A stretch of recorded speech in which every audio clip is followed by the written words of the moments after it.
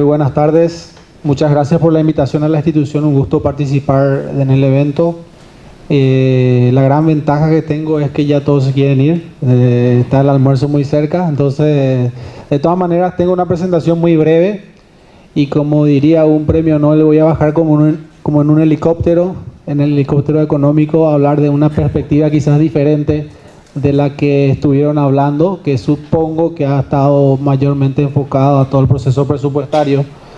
Entonces lo que yo tengo para compartir con ustedes en realidad tiene que ver con una perspectiva más global, más macro, más desde arriba, de cómo viene el impacto del fisco en el mundo a nivel global y en la región y en Paraguay. Y básicamente se estructura sobre tres grandes mensajes. Primero hablar de este mundo complejo y de bajo crecimiento, para luego hablar algo sobre la deuda y los déficits fiscales a nivel regional mundial, y después hablar un poco sobre Paraguay. En materia mundial, el crecimiento económico se viene desacelerando y ha tenido correcciones a la baja en las últimas revisiones de los organismos internacionales. El mundo desarrollado, sin embargo, va a crecer un poco más que los países en vía de desarrollo y emergentes, y particularmente en nuestra región es preocupante la situación, ¿verdad? Porque ha habido una desaceleración muy fuerte y las perspectivas para el año 2019 no son muy buenas en cuanto al crecimiento económico, y ese tiene por supuesto un correlato directo con la capacidad de generación de ingresos fiscales del Estado.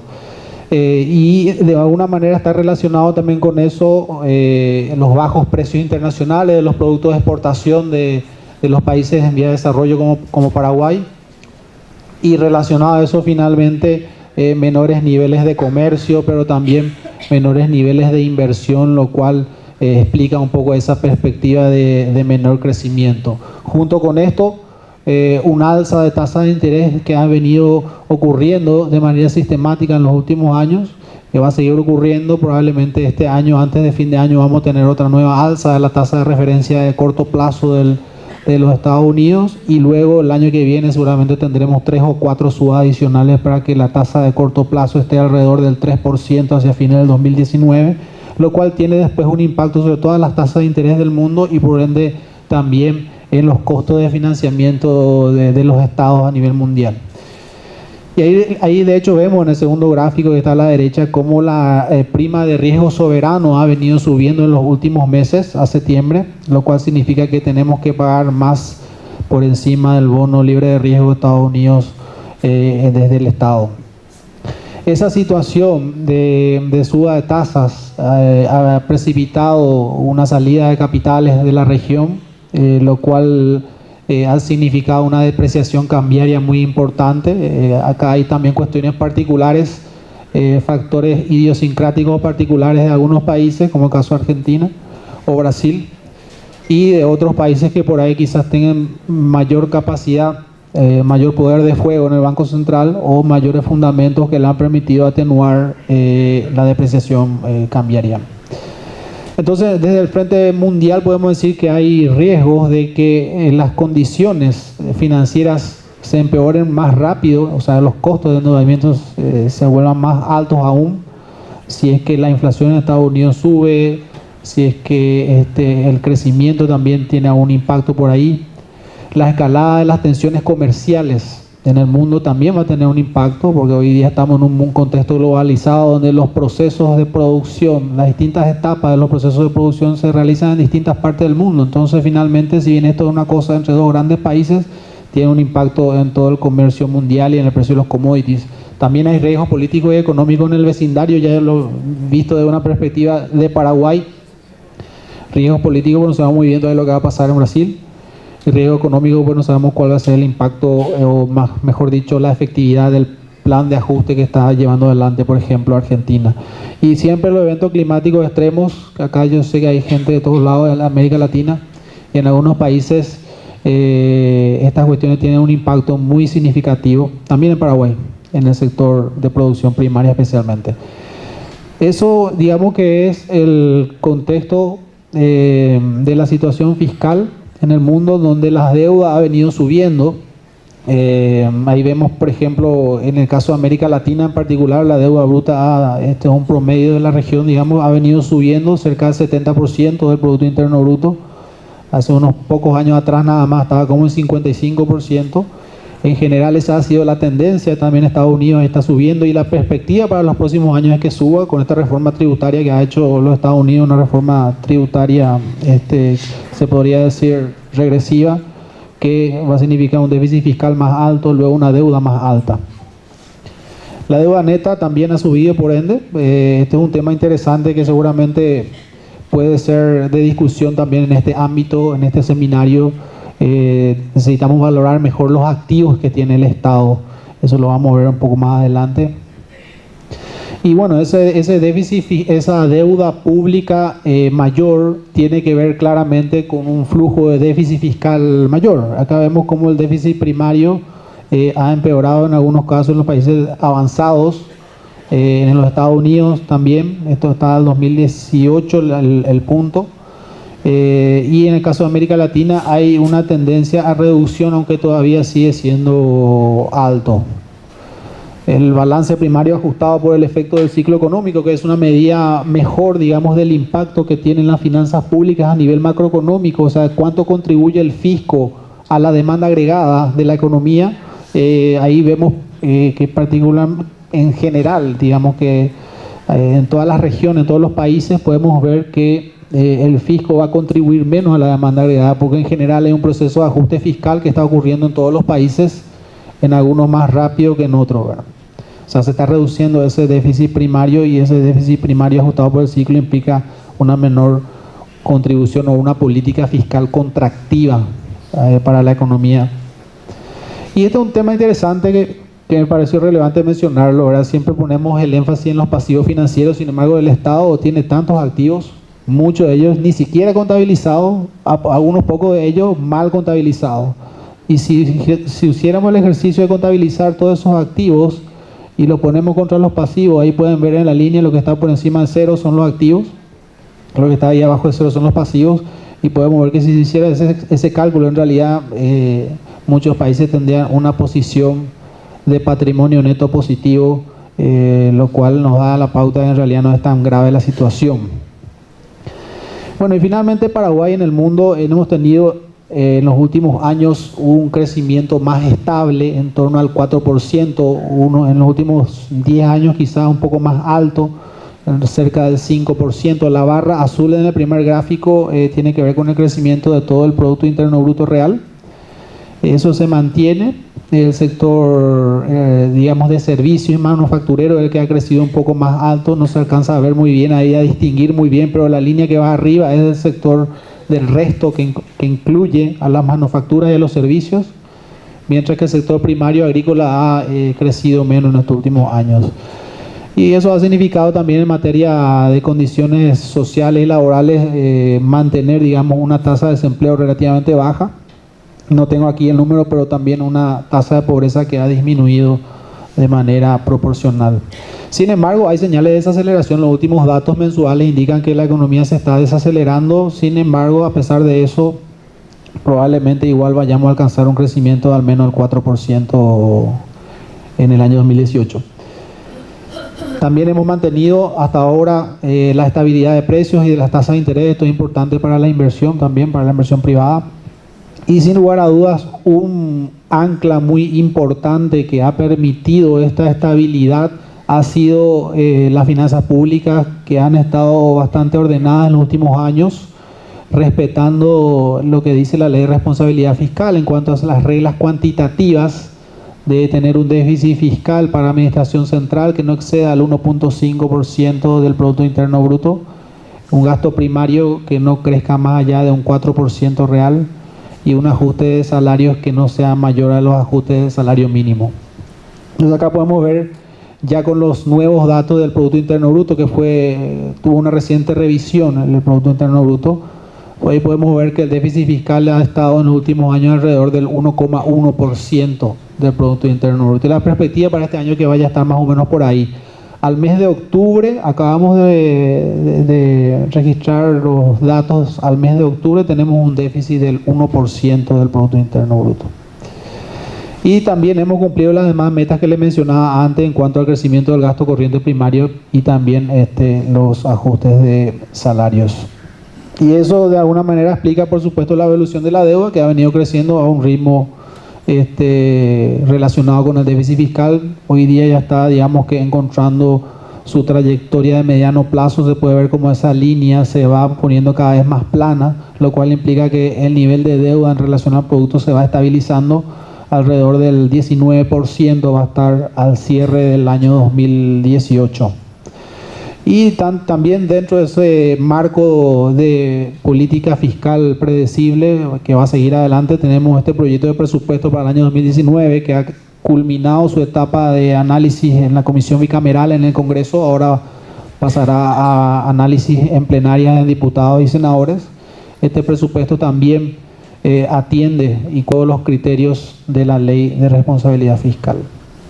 Y finalmente, para no alargarlo mucho, a pesar de todo esto, todavía tenemos grandes desafíos en materia de política fiscal, si uno lo mira con una perspectiva un poco más amplia. Y acá ya voy seguramente a tocar algunos de los aspectos que ustedes seguro vieron con mayor profundidad. Bueno, en primer lugar, seguir fortaleciendo el marco fiscal de mediano plazo.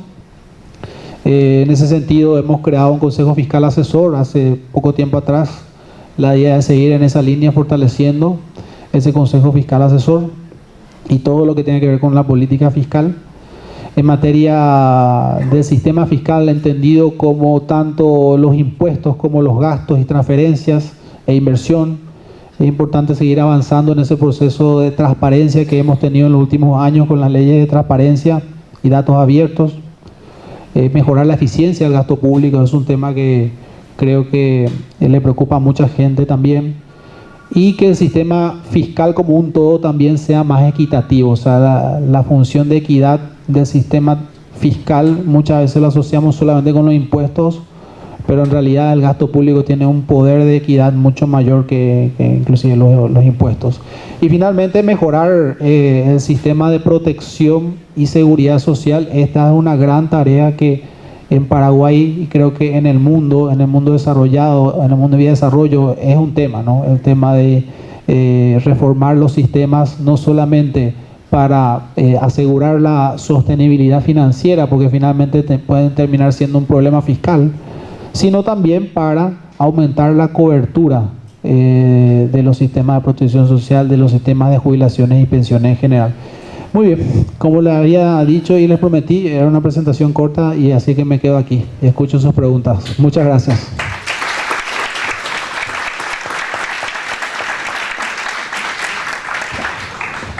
Adelante. Señor viceministro,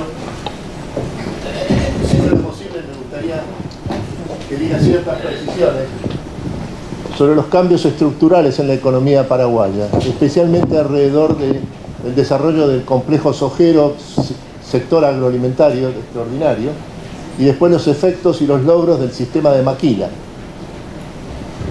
Muy bien, muchas gracias. Sí, efectivamente el sector agroindustrial ha tenido un crecimiento importante. Han habido inversiones en procesamiento para generación de aceites y derivados de productos. También el sector ganadero ha tenido un desarrollo importante en los últimos 10, 15 años con las certificaciones de todo el proceso. Eso contribuyó bastante al crecimiento económico hace unos años atrás. Quizá en los últimos 15 años, si uno mira la perspectiva de 15 años. Sin embargo, en los últimos años es el sector terciario y particularmente también el sector manufacturero el que más contribuyó, y eso me lleva a su segunda pregunta, que tiene que ver con la contribución de maquila. La maquila efectivamente ha generado mucho más empleos en los últimos 3 años aproximadamente. Se habla de números importantes en cuanto a creación de empleos, que si no recuerdo mal eran como 10.000 empleos en los últimos 2 o 3 años, que son empleos formales, que por supuesto cumplen con todo lo que es seguridad social en general, ¿verdad?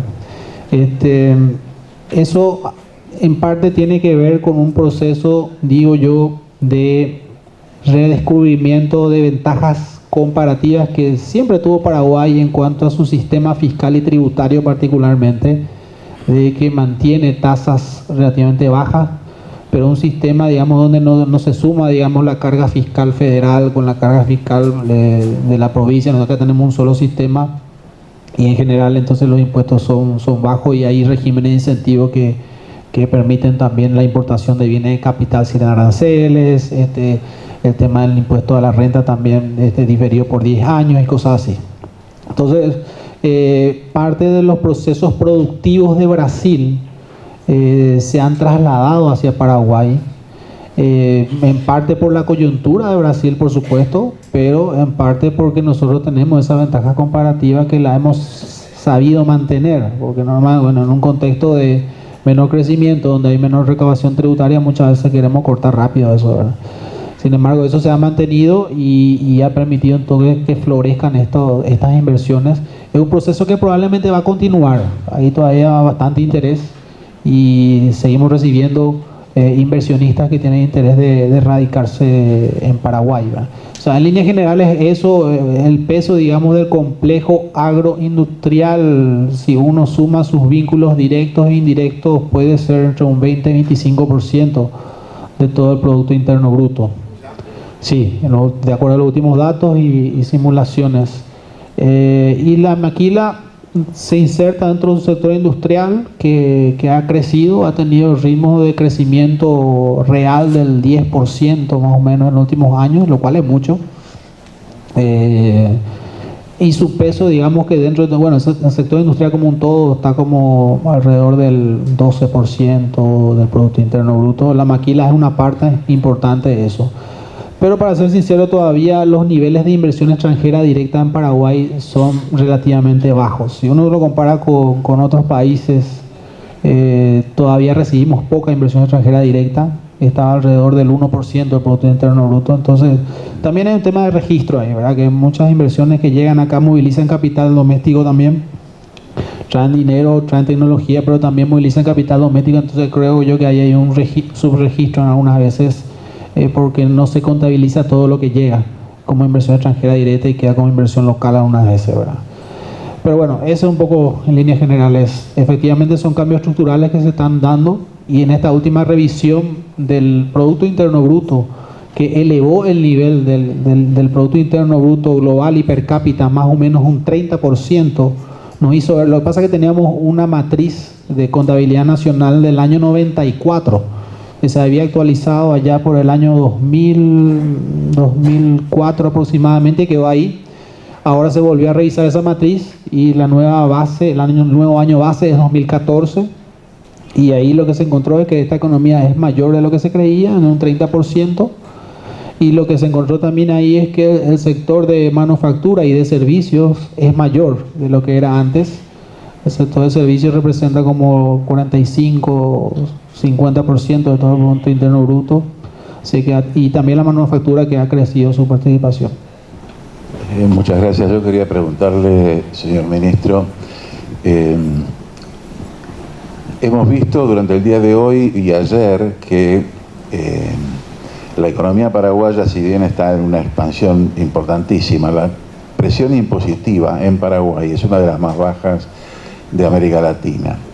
Y ahí la pregunta sería, ¿se está haciendo algo para aumentar esa presión impositiva, lo que permitiría a su vez contar con un presupuesto capaz de enfocarse en inversiones de capital, en transformar la infraestructura de Paraguay para que las distintas inversiones que vienen de Brasil, de Argentina o de otros países no solamente se sientan atraídas por exenciones impositivas, sino por una infraestructura importante del país? Gracias. Gracias por la pregunta. Efectivamente, con esta revisión del PIB, la otra cosa que surgió ahí es que la presión tributaria pura, digamos, de impuestos, es apenas un 10% del Producto Interno Bruto, ¿verdad? Lo cual puede ser muy atractivo para la inversión, pero sin embargo, para las expectativas, digamos que, y reclamos en materia de protección social, en materia de gasto público, en educación, salud, son todavía más grandes de las que creíamos, ¿verdad? Entonces, definitivamente necesitamos elevar la capacidad de generar recursos genuinos del Estado.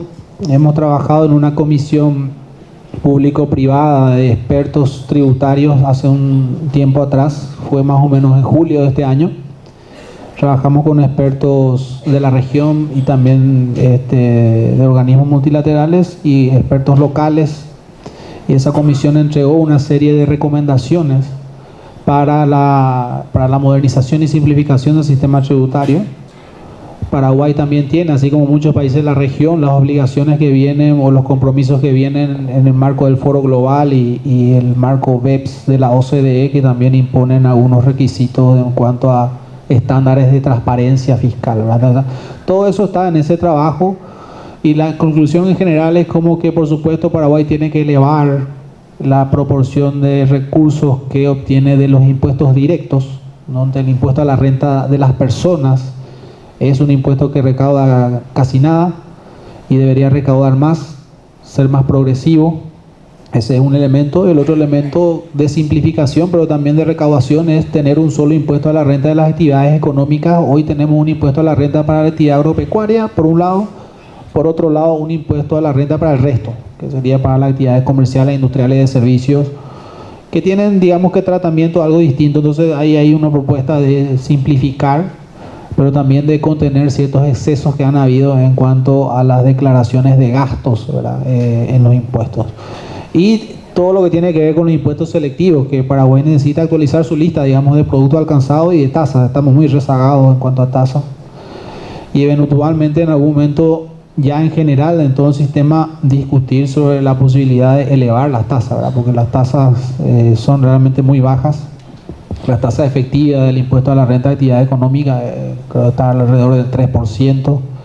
La efectiva, estoy hablando, sabemos que la tasa nominal estatutaria es del 10%, y eso se le suma un 5% si usted hace dividendo y otro 15% si remesa al exterior, ¿verdad? La tasa nominal efectiva es como 27%, pero la tasa efectiva que termina pagando sobre el nivel de facturación de la empresa está alrededor del 3,5% del Producto Interno Bruto, o sea, es muy bajo. Entonces hay una serie de recomendaciones para avanzar en una reforma tributaria. Sin embargo, el ministro y la nueva administración, con muy buen tino, ha decidido que primero tenemos que trabajar por el lado del gasto, y se acaba de anunciar, justamente habrán visto en la prensa, la creación de una comisión similar a la tributaria, pero esta vez para el gasto, una comisión público-privada interinstitucional para el análisis del gasto público, con el objetivo de identificar espacios de racionalización, de mejora de eficiencia del gasto público, y digamos que la meta es poder tener a muy corto plazo acciones concretas en lo que tiene que ver especialmente con compras públicas, donde todos sabemos que en compras públicas hay mucho por hacer. Con la sola introducción de tecnología seguro podemos conseguir ahorros en las compras del Estado. En el tema de los seguros de salud es otro tema importante donde seguramente se pueden generar también ahorros. Y bueno, en general un poco es el propósito, avanzar primero en esa etapa de mejora del gasto público, acciones concretas, y después ir hacia este cambio en el sistema tributario. Buenas tardes, mi nombre es Fernando Soria, de Ecuador. Me pareció, y bueno, le felicito por su excelente participación. Usted comenzó diciendo que procuraría no aburrirnos, y creo que la verdad logró la atención de todo el auditorio y fue una excelente conferencia de cierre. Me gustó la parte que usted habló acerca de los pasivos estatales y del activo que no está bien reflejado, en el sentido de que tenemos muchos activos como Estado, carreteras, hidroeléctricas y proyectos que son activos públicos, pero muchos de los países no están bien registrados o no se tiene una contabilidad desde el punto de vista de la relación con la contabilidad privada. Resulta que a un privado le prestan recursos en función de lo que tiene en su patrimonio, y a los estados le prestan en función de su flujo o capacidad de pago. Entonces, si tiene activos realizables, como el caso de los en el caso de Ecuador, el petróleo es un activo realizable inmediatamente, y en función de eso le prestan recursos.